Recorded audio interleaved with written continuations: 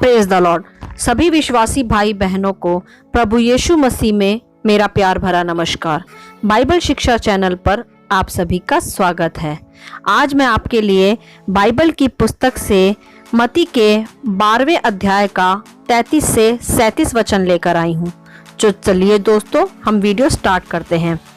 Bible दर्शाती है दोस्तों, प्रभु इस वचन में समझा रहे हैं कि यदि तुम पेड़ को अच्छा कहो तो उसके फलों को भी अच्छा कहो, और या पेड़ को निकम्मा कहो तो उसके फल को भी निकम्मा कहो, क्योंकि पेड़ तो अपने फलों से ही पहचाना जाता है। जी हाँ दोस्तों, हम पेड़ के फलों को देखकर ही उसे पहचान पाते हैं कि यह आम का पेड़ है या सेब का पेड़ है।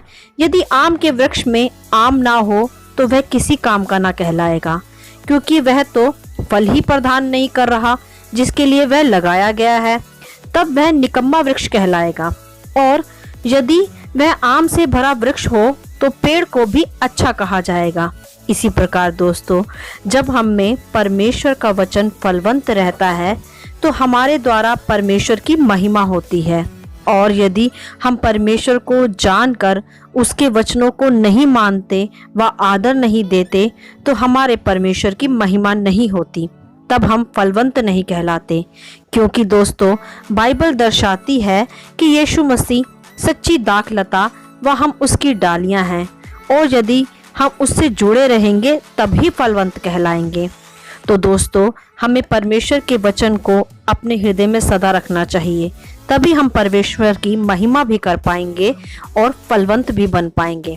आगे हम देखते हैं दोस्तों कि प्रभु सिखाते हैं कि तुम बुरे होकर कैसे अच्छी बातें कह सकते हो, क्योंकि जो मन में भरा है वही मुंह पर आता है। जी हाँ दोस्तों, यदि हम अपने मनों में कड़वाहट को रखते हैं या उसे स्थान देते हैं तो हमारे मुख से सदा कड़वाहट ही निकलती है। और यदि हम अपने मन में क्रोध को व ईर्ष्या की भावना को रखते हैं तो हमारे द्वारा वही प्रकट भी होता है। आगे प्रभु का वचन कहता है दोस्तों कि भला व्यक्ति मन के भले भंडार से भली बातें निकालता है, तथा बुरा मनुष्य बुरे भंडार से बुरी बातें निकालता है। ये सत्य है दोस्तों, हम सभी जानते हैं। जब हम प्रभु को ग्रहण करते हैं, उसे अपना उद्धारकर्ता स्वीकार करते हैं तथा पवित्र आत्मा के चलाए ही चलते हैं और अपने मनों में परमेश्वर के वचन को प्रथम स्थान देते हैं, तो हमारे मनों से सदा दूसरों के लिए भलाई निकलती है तथा हमारे मुंह से आशीष के वचन भी निकलते हैं, क्योंकि पवित्र आत्मा ऐसा करने के लिए हमें सदा अगुवाई करता है। भलाई को उत्पन्न करने के लिए पवित्र आत्मा हमें सदा सहायता करता है। परंतु जब हम परमेश्वर के वचन से दूर हो जाते हैं दोस्तों, या उसे सुनकर भी ग्रहण नहीं करते, तो हमारे मुंह से और मनों से सदा कड़वाहट व क्रोध ही छलकता है, जो दूसरों को आशीषित नहीं श्रापित ही करता है, जो कि परमेश्वर की नज़र में एक अपराध है। दोस्तों, हमें इससे मन फिराना चाहिए।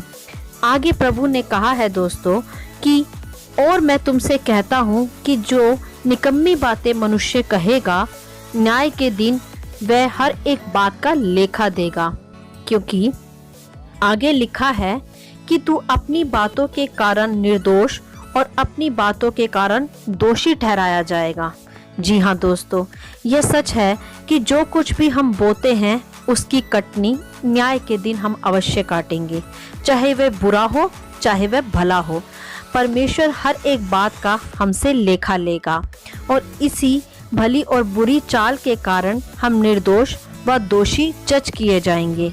इसलिए दोस्तों, हमें सदा भले व उत्तम कार्यों को करना चाहिए, कभी किसी को दोष नहीं देना चाहिए, ना ही अपने मनों में कड़वाहट व नफरत को कोई स्थान देना चाहिए, और अपने मुंह के शब्दों को भी अपने वश में रखना चाहिए, जिससे हम न्याय के दिन परमेश्वर के सामने निर्दोष ठहराए जाएं। सदा अपने चाल चलन को परमेश्वर में शुद्ध रखना चाहिए दोस्तों, और उसके वचनों पर चलने की निरंतर कोशिश करनी चाहिए, और पवित्र आत्मा की अगुवाई को सदा मांगना चाहिए।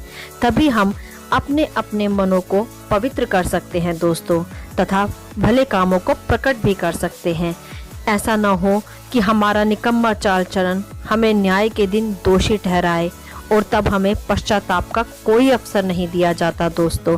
इसलिए दोस्तों, परमेश्वर के वृक्ष के उत्तम फल हमें बनना है, जो सदा उसके वचनों से तथा पवित्र आत्मा से हरा भरा रहे, जिसके द्वारा हम अच्छे वृक्ष के अच्छे फल कहलाएं, ना कि निकम्मे वृक्ष के निकम्मे फल कहलाएं। तो दोस्तों, हमें अपने हृदय को जांचना होगा कि हम परमेश्वर की दाखलता की क्या सच्ची डालियां बन पा रहे हैं, जो परमेश्वर के राज्य में फलवंत हो। परमेश्वर के राज्य में फलवंत होने के लिए हमें परमेश्वर के वचनों को सदा प्रथम स्थान देना चाहिए दोस्तों, और पवित्र आत्मा के फलों से सदा भरे रहना चाहिए, क्योंकि परमेश्वर जब पृथ्वी पर आएगा, जब हमें लेने आएगा, तो हमें वह फलों को देखेगा। इसीलिए दोस्तों, हम अपने चाल चलन को शुद्ध करें और परमेश्वर के वचनों की अगुवाई में निरंतर बने रहें। हालेलुया। आशा करती हूँ यह वचन आप सभी को समझ में आए होंगे। प्रभु आपको अपनी पवित्र आत्मा की भरपूरी से सदा भरता रहे। आप इन्हें दूसरों के साथ भी बांट सकते हैं, क्योंकि हमारे प्रभु यीशु मसीह की यही इच्छा है। आमीन and God bless you all.